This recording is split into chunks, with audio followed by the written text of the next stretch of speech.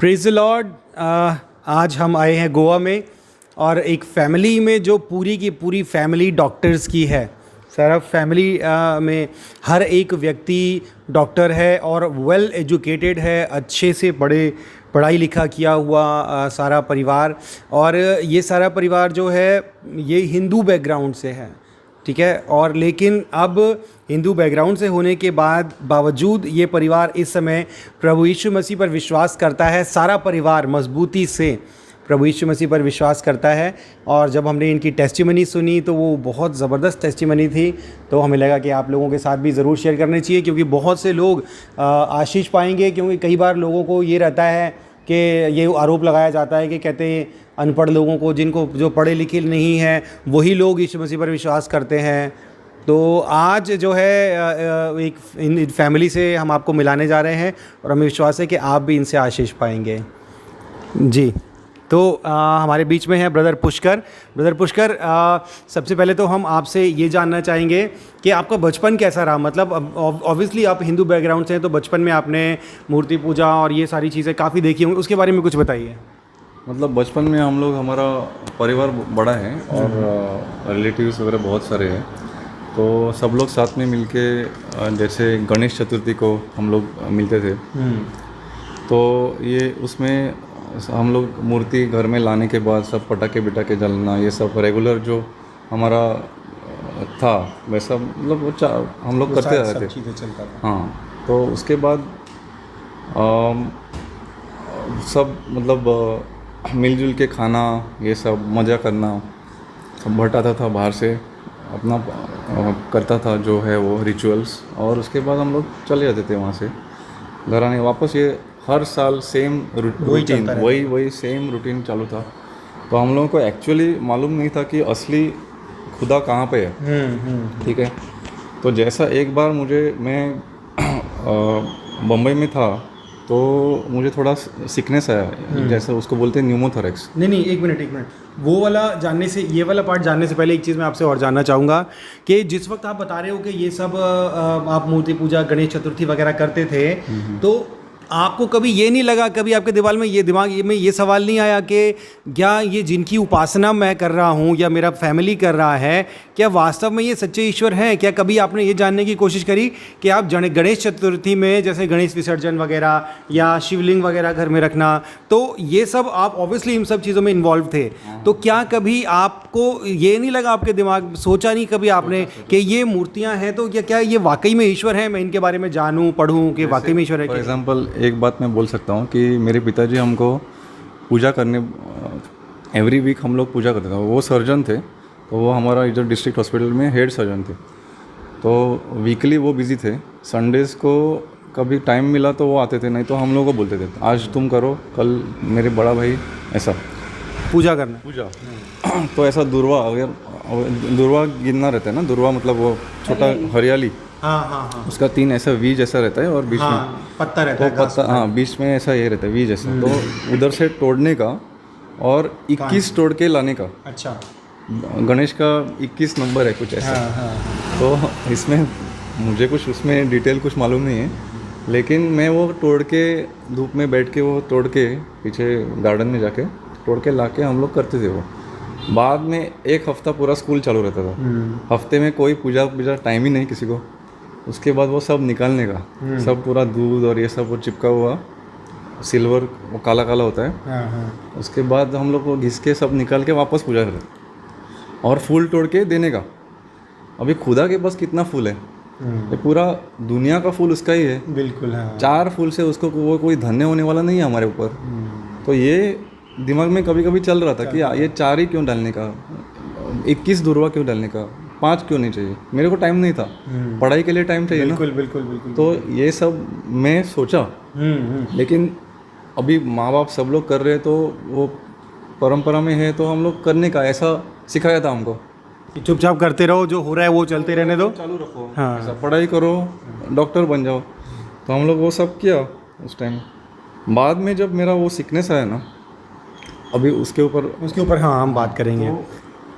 आप तो अच्छा, तो ये भी बात है, मैं आपको इसलिए ये बात पूछी कि मैं जब यंग एज में था, मतलब बिल्कुल 18 या 90s में, तो उस टाइम पर मुझे बहुत जिज्ञासा रहती थी ये जानने की।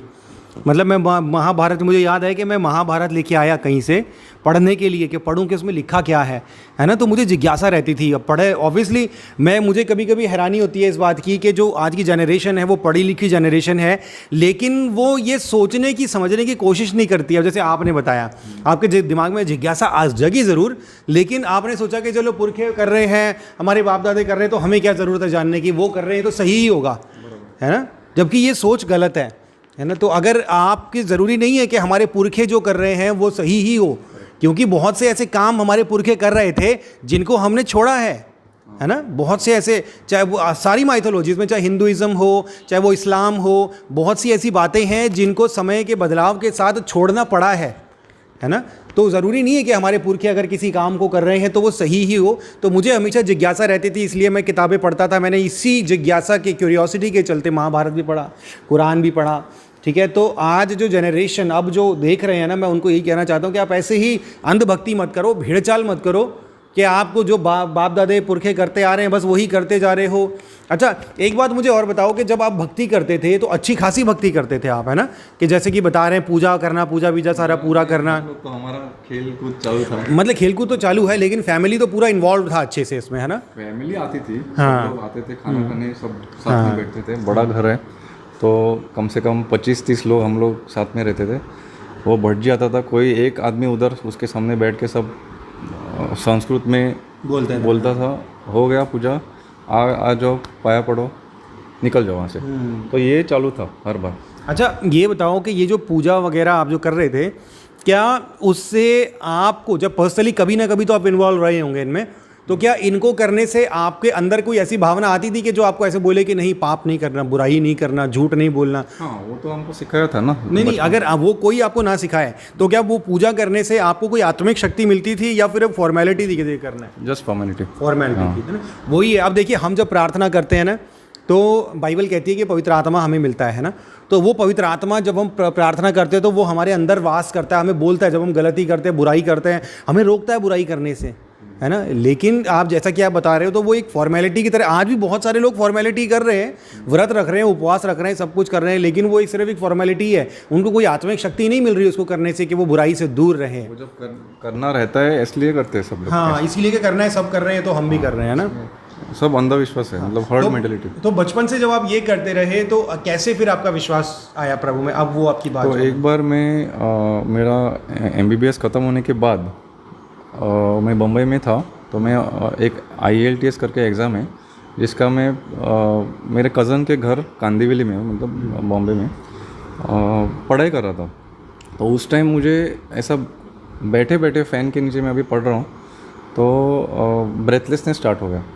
तो ब्रेथलेसनेस स्टार्ट होने के बाद मैंने थोड़ा कुछ गर्म पानी से नहा के देखा, इधर पेन होने लगा पीछे और छाती में ऐसा हैवीनेस जैसा। तो उसके बाद मैंने घर पे फ़ोन किया इधर गोवा में। तो मेरे पिताजी सर्जन है, तो उन्होंने बोला तुमको शायद एस्थमेटिक अटैक हुआ रहेगा, जाके एक पंप ले लो। तो मैंने वो पंप मार के देखा, फार्मेसी में जाके लाया, पंप मारा, ठीक नहीं हुआ। तो उसके बाद मैं वहाँ से निकल के मेरे कज़न के घर, वो उनका घर गोरेगांव में है, तो थोड़ा आधा घंटा डिस्टेंस है, तो रिक्शा से मैं गया वहाँ पे। उनके फादर, कज़न के फादर डॉक्टर है, तो उन्होंने मुझे बोला कि ऐसा कुछ नहीं है, तुम सो जाओ, तुमको कैच आया रहेगा।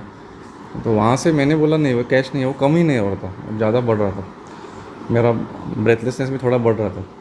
तो बैठे बैठे मैं ब्रेथलेस हो रहा था। तो उसके बाद मैं वहाँ से सेकंड ओपिनियन लेने के लिए एक MD फिजिशियन के पास गया, जिसने एक्सरे निकाल के देखा। तो उसमें एक कंडीशन है जिसको बोलते हैं न्यूमोथोरैक्स। उसमें एक छेद होता है ऊपर लंग्स के ऊपर के भाग में, स्पॉन्टेनियस न्यूमोथोरैक्स बोलते हैं। जो लंबे लोग रहते हैं उनको ज़्यादा रेयर, मतलब होता है वो कभी कभी। तो वो हो गया और उसमें एक लंग मेरा पूरा कोलैप्स हुआ था। तो कोलैप्स लंग में क्या होता है कि उधर का नस जो निकलता है वो भी कोलैप्स होने का चांस रहता है। तो उसमें रिस्क ऑफ डेथ भी रहता है, जान का खतरा भी रहता है। जान का खतरा भी रहता है।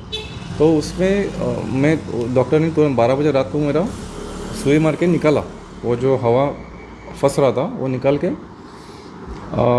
थोड़ा आराम मिला मुझे। ओवरनाइट वापस वो भर गया हवा और सुबह मुझे इधर ट्यूब डालना पड़ा। वो ट्यूब के सारे मेरा सारा हवा वो निकल रहा था बाहर। मेरे पिताजी आ गए बॉम्बे में, उन्होंने, वो सर्जन थे तो वो कुछ बोले नहीं, उन्होंने बोला सही जो है वो किया, एज़ पर प्रोटोकॉल हमारा रहता है। तो उसके बाद 9 दिन में उधर आईसीयू में वैसे ही था। वो डॉक्टर आके तपास के जा रहा था कि कुछ नहीं है, ये हवा आ ही रहा है तो वो बंद होना चाहिए, उसके हाथ में नहीं था। तो एक कंडीशन बोल के ब्रोंकोपुलर फिस्टुला बोलते हैं, वो 1 हफ्ते के अंदर अगर चालू है, हवा नहीं बंद हो रहा है, तो हम लोग स्कैन करके देखते हैं। तो मैंने उसको पूछा कि मुझे स्कैन चाहिए, CT स्कैन।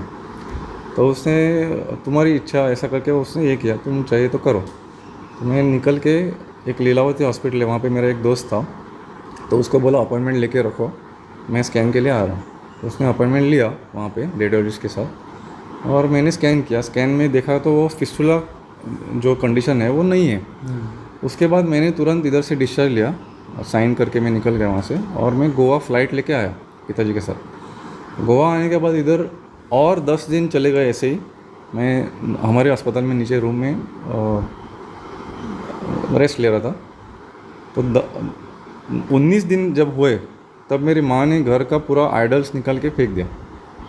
मतलब आपका ये कंडीशन था, उससे पहले आपके घर में आइडल्स थे और मंदिर बना हुआ था बाकायदा, हाँ। है ना? और जब ये कंडीशन हुआ तब आपको क्यों, आपको ऐसा क्या लगा कि आपको आइडल्स निकालना चाहिए? ये ले लीजिए आप। क्या हुआ कि मेरा बड़ा लड़का और मेरे पति दोनों बहुत उलझन में थे कि अभी क्या करें। इतने दिन हो गए, अभी तक ये चालू ही कंडीशन रही है। तो वो कंसल्ट करना चाहते थे कोई लंग्स के स्पेशल सर्जन से। तो जब भी मैं वहाँ से वो रूम से गुजरी तो मेरी नज़र में वो पूजा स्थान पर गई, और मुझे लगा कि परमेश्वर बोलता है कि इनको निकालो, मैं तुम्हारे लड़के को अच्छा करूँगा। आपको ऐसे आवाज़ आई, आत्मा में ऐसा महसूस हुआ? हाँ, मुझे महसूस हुआ, और वो मैं श्योर हो गई कि इनको निकाल के ये अच्छा हो जाएगा। तो मैं दोनों के पास गई, मेरे बड़ा लड़का और मेरे पति के पास, और उनको बोला कुछ भी फ़िक्र मत करो, मुझे खाली परमिशन दे दो, मैं आइडल्स निकाल लूँगा। आप इस समय तक मजबूत विश्वासी थी? मैं तो विश्वासू थी, विश्वासी थी।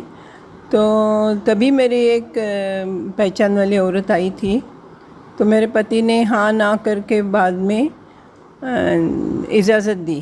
तो हम दोनों ने वो पूजा रूम में से सब कुछ सामान निकाला, एक कपड़े में बांधा, उधर पत्थर रखा और पानी में फेंक के आए।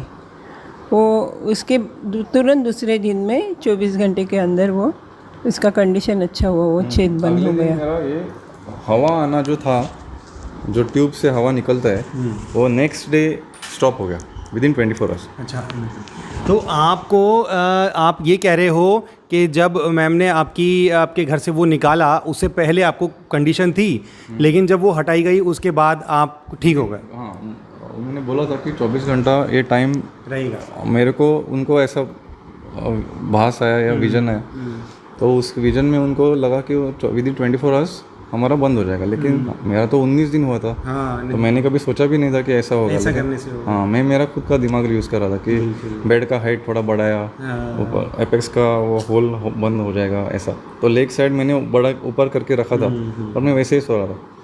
उसके बाद विदिन 24 आवर्स मेरा स्टॉप हो गया। मैंने पिताजी को बोला ट्यूब निकालो, और पिताजी सर्जन थे तो उन्होंने निकाल के बंद किया। हाँ, तो अब देखिए, यहाँ पर ये सारी फैमिली, मैम भी डॉक्टर हैं और ब्रदर भी डॉक्टर हैं।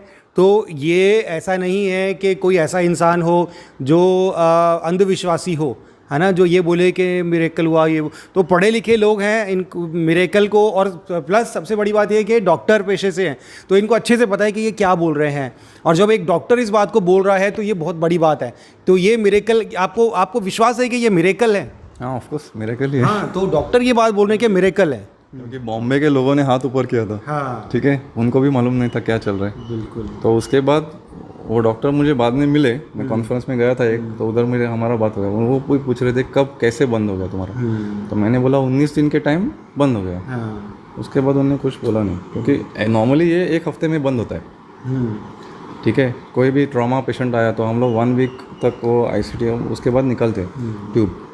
तो ये इस टाइम नहीं हुआ था और मेरा हवा कंटिन्यूस चालू था। तो वो अपने आप जब बंद हो गया, जब ये सब आइडल्स हम लोगों ने फेंक दिया तब बंद हो गया। उसके बाद मेरा विश्वास और बढ़ गया कि ये चीज़ सही है। बाद में मैंने भी मेरे काम के टाइम इधर काफ़ी मतलब पेशेंट्स को देखा है जिनका मतलब अचानक एक फॉर एग्जांपल एक बर्न्स का पेशेंट था। अच्छा, जल गया था, पूरा पीठ जल गया था। तो हम लोग नॉर्मली फुल पीठ जला ना, तो ड्रेसिंग करते करते हम लोगों ने जीएमसी में हम लोगों ने बहुत काम किया पहले मेडिकल कॉलेज में। तो उधर कम से कम एक से 1.5 महीना लगता है पूरा पीठ जला हुआ ठीक होने के लिए। उसमें हम लोग इंजेक्शन लेते थे, पीप साफ़ करके निकालते थे, रोज़ घिसना पड़ता था। तो रोज़ वो पूरा पीला रंग का ये आता है। तो ऐसी ही एक औरत मेरे पास आई, पूरे पीठ पे उसका पूरा बड़ा तो दूध का पूरा गिर गया था। वो नीचे बैठी थी और वो फंस करके उबल के निकल गया। तो जब आई तब इतने डीप बर्न्स थे कि उसको 3rd डिग्री बर्न्स बोलते हैं उसको। अच्छा। उसको टाइम लगता है। तो मैंने उसको पहले ही बोला था कि शायद इसको 1-1.5 महीना लगेगा। वो बोलने लगे तुम इधर ही, मैं इधर ही रुकने वाली हूँ, तुम एडमिट करो, मुझे ये करो। मैंने बोला हम लोग नॉर्मली बर्न्स को जीएमसी में भेजते हैं क्योंकि उसको टाइम लगता है। तो नहीं, तुम ही कुछ करो, ऐसे बोली। तो मैंने एडमिट किया उसको। एक रूम में पीछे थी वो, एंटीबायोटिक्स वगैरह सब चल रहे थे। रोज़ रात को मैं ट्रे लेके सिस्टर के साथ, नर्स के साथ जाके वो घिस के क्लीन करके हम लोग बाद में उसके ऊपर ड्रेसिंग डालते हैं, वो सब किया। 7वें दिन में उधर गया तो इसका पूरा बर्न्स पूरा स्किन हो गया, सिल्वर स्केल्स। अच्छा, ऐसा स्केली ड्राई स्किन जैसा हो गया। तो मैंने बोला ये कैसे हो गया? उसने बोला 7वें दिन। बाइबल में 7 जो नंबर है वो बहुत अहम नंबर है। अच्छा। हाँ। तो 7 डे में जब गया ट्रे लेके, रूटीनली मैं रात को सब पेशेंट का ओपीडी ख़त्म होने के बाद मैं उसके पास जाके वो ड्रेसिंग करता था। तो देखा तो इसका पूरा तो स्किन है। मैंने बोला क्या करूँ मैं तुमको, कुछ मैं एंटीबायोटिक भी दे सकता क्योंकि पीप का एक बूंद भी नहीं है उधर। तो उसको बोला जाओ घर। अगले दिन सुबह मैंने उसको एक विटामिन सिर्फ एक ही गोली देके घर भेजा, पूरा बर्न्स बैक। तो मेरी माँ ने 6वें दिन शाम को जाके उधर प्रेयर किया था। अच्छा। उसको बोला था कि अगर तुम्हारा कप ये ग्लास अगर उल्टा है, तुम कितना भी पानी डालो उसके ऊपर, पानी कभी भरेगा नहीं। तुम ग्लास को सीधा करो, खुलो, उसको सीधा रखो, भर के तुरंत भरेगा। तो ऊपर वाले के ऊपर विश्वास करो, बोला वो तुम्हारे लिए काम करेगा, मतलब तुम ठीक हो जाओगे। तो उसने बोला मेरा पूरा विश्वास है ऊपर वाले के ऊपर, तुम करो। क्योंकि वो पेन में थी ना, रोज़ घिसके टाइम में वो चिल्लाती थी। तो उसने वो एक्सेप्ट किया उस टाइम। और मेरी माँ ने जब ये किया तो माँ को मालूम नहीं यही हो गया है। वो घर आई, मैं अगले दिन रात को जाता हूँ तो उसका पूरा स्किन। तो मैंने बोला ऐसे कैसे हो सकता है, ये तो सचमुच मिरेकल हम लोगों ने कभी देखा ही नहीं। क्योंकि जीएमसी में हम लोगों ने बहुत काम किया है। 2-2 आदमी लेके पैर को उठा के हम लोग ड्रेसिंग करते थे। पैर नहीं तो पूरा मतलब बॉडी, 2 आदमी लगते थे कम से कम। क्योंकि हैवी अगर औरत है, कोई भी पेशेंट हैवी है तो उनको उठाने के लिए थोड़ा लगता है। हाँ, पूरा नीचे से अगर जला है तो ये इन सब बातों के बाद आपको मतलब अब, पहले तो ऑब्वियसली आपका फेथ कुछ और था, लेकिन अब क्या आपका फेथ यीशु मसीह के ऊपर 100% पक्का है? क्या आपको पूरा विश्वास है कि यीशु मसीह ही सच्चा प्रभु है? हाँ, क्योंकि अभी फॉर एग्जांपल मेरा जो न्यूमोथोरेक्स हुआ था तब गोवा में मेरी माँ और एक औरत, उनकी सहेली प्रार्थना कर रहे थे यीशु मसीह के नाम पे। और उनको वो औरत को दिखा कि मेरा ये होल बंद होने वाला है। जीसस का हाथ आया उधर, मेरा ब्लड जो निकल रहा है वो स्टॉप हो रहा है। उनको विजन दिखा ऐसा? उनको दिखा। और मेरी माँ को लगा था कि ये ऊपर है। हाँ। उन्होंने, वो बम्बई नहीं आई थी। मैं बम्बई में, मैंने बोला नहीं था कहाँ पे ट्यूब है, लेकिन उन्होंने राइट साइड में बोला था। और मेरा बिना कुछ बताए, उनको कुछ नहीं बताया गया था कि कहाँ पर ट्यूब है, क्या है? नहीं, किसी को मालूम नहीं था। तो मेरा मार्क इधर ही है, जो राइट साइड में उनको देखा ना, वो मार्क इधर दिखाता हूँ। ये मेरा स्कार है, ये मार्क है, ठीक है। तो इधर तो ये जो स्कार है, ये राइट साइड में नीचे जो है, वैसा ही वो औरत को भी दिखा। तो मेरा विश्वास उस टाइम बना कि ये जो है वो सचमुच कोई करेक्ट विजन दिखा उनको। हाँ, करेक्ट विजन, और कोई सुपरनेचुरल पावर है जिसमें इसको कोई, हमारे इसमें तो साइंटिफिक इसमें नहीं है। हाँ, बिल्कुल। तो ऐसा। अच्छा, तो बीइंग अ डॉक्टर, एक डॉक्टर होने के नाते अब जो डॉक्टर्स आपको देखेंगे उन डॉक्टर्स को आप क्या कुछ मैसेज देना चाहते हो कि वो भी, अब देखिए आप हैं जैसे आप हैं, तो आपने भी बोला कि इन सब चीज़ों पर विश्वास नहीं करते हैं, है ना? हाँ, आप भी नहीं करते थे, तो अब उन डॉक्टर्स को आप क्या मैसेज देना चाहते हो कि वो भी विश्वास करें या क्या? हाँ, नहीं, क्या मेरा तो एक ही है कि जो हम लोगों को बचपन से लेके माँ बाप ने सबने सिखाया वो सब कुछ सही नहीं है, उसमें खुद का दिमाग लगाना ज़रूरी है। बिल्कुल। और ये हर्ड मेंटालिटी, जैसा गाय सब एक लाइन में जा रहे हैं, एक गाय ने लेफ्ट मारा तो सारी गाय उसके पीछे जाते हैं, तो ऐसा चल रहा है हमारे समाज में कि आइडल वर्शिप में उनको लगता है कि किधर भी जाओ, तो अभी यहाँ से अगर तुम नीचे गए ना, इधर दत्ता का मंदिर है, नीचे गया तो मारुति का है, लेफ्ट मारा तो लक्ष्मी नारायण का मंदिर है, राइट मारा तो विठोबा का मंदिर है, मेरा क्लिनिक के पीछे है वो, ठीक है। थोड़ा आगे गया साईं बाबा का मंदिर है, उसके ऊपर गया एक घाटेश्वर करके है, ठीक है, और एक मंदिर, बड़ा मंदिर है, पीछे हॉल बंदा है उन्हें बहुत कुछ, इधर गणपति का मंदिर है हाउसिंग बोर्ड में, तो अलग अलग मंदिर, और इधर एक शांता दुर्गा का मंदिर है, तो कितना चाहिए? हाँ, जितना बोला उतना कम, ऐसा है, जो तुम कर रहे हो उतना कम हो रहा है, तो तुमको पूरा साल लगेगा सब मंदिर में जाने के लिए, ठीक है। हमको घर बैठे ऊपर वाला मिलता है। क्या बात है, क्या बहुत अच्छी बात बोली आपने। यही जहाँ पर बैठे हैं वहीं पर और कुछ भी नहीं करते, सिर्फ हाथ जोड़ते हैं, मांगते हैं प्रभु, और बहुत बार तो बिना मांगे भी देता है ना? तो ऐसा परमेश्वर, हम इंसानों को, मानव जाति को एक ऐसे प्रभु की ज़रूरत है जो अपने लोगों की इस तरह चिंता करता है, जिसकी सोच समझ और बुद्धि डॉक्टरों साइंटिस्टों से भी ऊपर है ना? तो आपको जब ये सारी चीज़ें होती थी तो आपको विजन दिखते हैं, है ना? आपको विजन दिखते हैं कि आप हॉस्पिटल में क्या हो रहा है, लोगों के जीवन में क्या हो रहा है ना? तो आप कैसे मतलब प्रभु में आए, कैसे आपका फेथ बना? ये चीज़ हुई कि बहुत सालों के पहले मुझे कमला हुआ था, जॉन्डिस हुआ था, और जॉन्डिस होने के बाद उसको अच्छा होने में थोड़ी देर लगी, और फिर उसके बाद मेरी भूख चली गई, और भूख चली गई तो मैंने मेरा प्रैक्टिस चालू किया, लेकिन उतनी एनर्जी नहीं थी। तो एक दिन मैं मेरे क्लिनिक से घर आ रही थी, तो वो क्लिनिक के नीचे एक हॉल है, तो हॉल के बाहर एक बोर्ड रखा था, उस पर लिखा था प्रेयर एंड हीलिंग। तो प्रार्थना से कैसे हीलिंग हो सकता है, प्रार्थना से कैसी चंगाई हो सकती है, ये तो कुछ तो हिप्नोटिज़म का प्रोग्राम होगा, ऐसे मेरे मन में आया, और मैं अंदर गई वो हॉल में। तो वो हॉल में यीशु के नाम से प्रार्थना चालू थी, और उधर सब लोग अपना अपने तरीके से प्रार्थना कर रहे थे। कोई घुटने पर थे, कोई किसी ने हाथ ऊपर किया था, कोई रोते थे, कोई चिल्लाते थे। मैंने बोला ये क्या है, सब कन्फ्यूजन है, श्योर ये हिप्नोटिज़म का ही प्रोग्राम है। और वो जो ब्रदर थे वो स्टेज पर से बोलते थे फलाना फलाना आदमी अच्छा हुआ है, स्टेज पर आके गवाही दे। ऐसा ही माहौल चलता रहा, मैंने पूरा देखा। शुरू में मेरा विश्वास नहीं हुआ, लेकिन बहुत सारे लोग जाने लगे और बोलने लगे मैं अच्छा हुआ, मैं अच्छा हुआ। तो मुझे लगा इतने सारे लोग तो झूठ नहीं बोल सकते हैं। फिर मेरे बाजू में ही, बगल में ही एक दो चेयर्स छोड़ के एक औरत बैठी थी, वो हमें बोलने लगी अभी प्रार्थना चालू हुई तो मेरे आँख को रोशनी मिल गई। एक आँख में तार गई थी, यानी कि आयन का कुछ वायर गई थी, और मेरी आँख से रोशनी गई थी। लेकिन अभी प्रार्थना चालू हुई तो मुझे अभी साफ दिखाई देता है। तो उसकी गवाही पर मेरा विश्वास हो गया, क्योंकि वो बहुत सिंपल थे, और वो जिस तरीके से हमें बता रही थी उससे मुझे मालूम पड़ा कि ये सब सच है।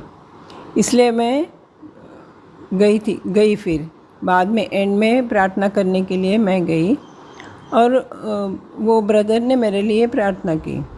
और वही दिन मैं घर आई और मुझे जोर की भूख लगी, और मैं अच्छा खाना चालू किया खाना, और मेरी तबीयत तुरंत ठीक हो गई, मैं एक्टिवली काम करने लगी। तो ये मेरी गवाही है। फिर मुझे मालूम पड़ा कि श्योर ये लोगों के पास सच्चा परमेश्वर है, और उन्होंने मेरा फ़ोन लिया था तो मुझे बुलाया और मैं प्रार्थना को जाने लगी। ऐसे मैंने प्रभु को पर विश्वास किया, और उसके बाद मुझे बहुत सारी चीज़ें ऐसी हुई कि कभी कभी मैं बाइबल पढ़ने को ओपन करती थी तो मुझे वही पेज मिलता था, वही पेज मिलता था जो मैं ढूंढती थी। तो ये इतनी बार हुआ कि मुझे मालूम पड़ा कि परमेश्वर हमारे में बहुत दिलचस्पी रखता है। वो हमको टाइम वेस्ट करने को, टाइम हमारा नहीं जाने के लिए हमें पत्ता भी, बाइबल का पेज भी खुला करके देता है। तो मेरा विश्वास दिन ब दिन बढ़ने लगा। तो फिर अब जैसे आप प्रभु में बढ़े, कोई बात नहीं, जैसे मतलब आप विश्वास आपका बढ़ा, तो उसकी वजह से क्या आपको कोई परसिक्यूशन भी फेस करना पड़ा? लोगों ने आपको बोला होगा, आपको सताया होगा, आपको बोला होगा भाई तुम तो हिंदू हो, ये सब क्या कर रहे हो, ऐसा कुछ परसिक्यूशन भी फेस करना पड़ा आपको? हाँ, बहुत सारा परसिक्यूशन फेस करना पड़ा। हम लोगों का फैमिली का अस्पताल है, हम लोग पहले माले पर रहते हैं, नीचे ही अस्पताल है। तो मैं बार बार नीचे अस्पताल में जाती थी और लोगों को शुरू में मैंने खुलेआम प्रार्थना करना चालू किया। मुझे मालूम ही नहीं था कि हिंदू लोगों को बुरा लगेगा, क्योंकि लोगों को तो हीलिंग मिलता था और प्रभु तो किसी की भी प्रार्थना सुनता है। पूरे दिल से और विश्वास से प्रार्थना करेंगे तो प्रार्थना का उत्तर मिल जाता है। तो लोग चंगे हो गए, ऐसा 4-5 बार हुआ। फिर वो न्यूज़ किसी लीडर के कान पर गई और उन्होंने 3-4 लोगों का चुना के मुझे धमकियाँ दे के चले गए कि ये तो कन्वर्जन कर रहे हैं, तो इसलिए हम आपको अलाउ नहीं करेंगे, तो ये सब बंद करो। तो मैं भी उनकी धमकी से थोड़ी डरी। मैं मेरे लिए नहीं डरी, लेकिन मेरे फैमिली के लिए, बच्चे भी कॉलेज में पढ़ते थे तो मैं डर गई थी। मैंने उतना ज़्यादा फिर खुलेआम करना बंद किया। लेकिन मैं जब भी होली स्पिरिट यानी कि पवित्र आत्मा मुझे अगुवाई करता था कि किसी के लिए प्रार्थना करो, तो मैं ज़रूर प्रार्थना करती थी और प्रार्थना का उत्तर भी मिलता था।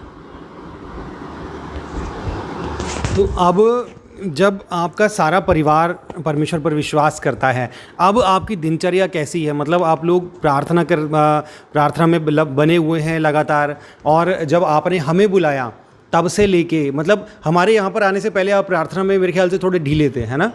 मतलब थोड़ा पीछे हो गए थे आप परसिक्यूशन की वजह से। हाँ, तो अब तो जब हम यहाँ पर आए हैं, हमारे आपके घर में आके हमने प्रार्थना किया, हम 3 दिन का फास्टिंग प्रेयर हमने यहाँ पर किया है, और इस दौरान बहुत सारे विज़न भी आपको मिले हैं, है ना? तो अब आपको क्या लगता है कि यहाँ से आगे जब हम यहाँ पर प्रे करके जा रहे हैं आपके घर में, और यहाँ से आगे कैसा आपका जीवन होने वाला है अब आगे यहाँ से? अभी आफ्टर वो जो परसिक्यूशन हुआ, वो जो धमकियाँ हुई, उसके बाद में मुझे फ़ोन कॉल्स भी आए धमकी देने वाले। फिर पेपर में किसी ने मेरे बारे में लिखा, और इसके लिए मुझे वो बहुत कम करना पड़ा। लेकिन अभी तो वो डर गया है। वो टाइम तो मैं डरी थी, लेकिन अभी क्या हुआ है, अभी बहुत सारे लोगों को टीवी के माध्यम से मालूम हुआ है ये क्या चल रहा है। वो तो ये चीज़ तो 20 बरसों के पहले, 20-22 बरसों के पहले की थी। तो अभी तो प्रभु का नाम सबको मालूम हुआ है, तो मेरे ख्याल से अभी तो कुछ परसिक्यूशन नहीं होने वाला है। और मैं अभी, मेरा डर भी चला गया है। तो मैंने ठान लिया है कि मुझे अभी सबको, जितने लोगों को हो सके, प्रभु का सुसमाचार बताना है। क्योंकि मुझे मालूम है थोड़ी आशीषें जो प्रभु ने मुझे प्रॉमिस की थी अभी तक नहीं हुई है। तो वो रुकावट इसी वजह से है कि मैंने सुसमाचार ज़्यादा नहीं फैलाया है।